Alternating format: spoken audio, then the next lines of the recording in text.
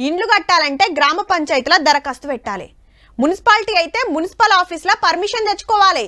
ఇంటి జాగా ఎన్ని గజాలు ఉంది, వ్యవసాయ భూమా, లేఅవుటా, ఎన్నంతరాలు కడతారు, షటర్లు ఏమన్నా పెడుతున్నారా, ప్రాపర్టీ ట్యాక్స్ కట్టిర్రా లేదా, ఇట్లా అన్ని చెక్కింగ్ చేసి పక్కా ఉంటేనే పర్మిషన్ వస్తుంది. ఇక పట్టణాలంటే అంతకు డబుల్ త్రిబుల్ తిరగాలి. అయితే ఈ కాంచెలి గా తిప్పలు తప్పినట్టేనట.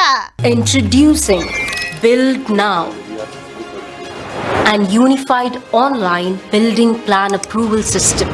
రైట్, సిటీ ఇండ్లు బిల్డింగ్లు కట్టేటోళ్ళు లేఅవుట్లు చేసేటోళ్లకు బిల్డ్ నౌ యాప్ తెచ్చింది సర్కారు. ఏఐ టెక్నాలజీ తోటి పనిచేస్తుంది. ప్లాన్ గీసి ఆఫీసర్ల చుట్టూ తిరుగుడు, పర్మిషన్ల కోసం ఫైరవులు చేసుడు అవసరం ఉండదు. ఇక ఫోన్లకు ఈ యాప్ దింపుకుంటే ఇంటి వివరాలు ఎక్కిస్తే చాలు, మొత్తం ఆన్లైన్ లోనే.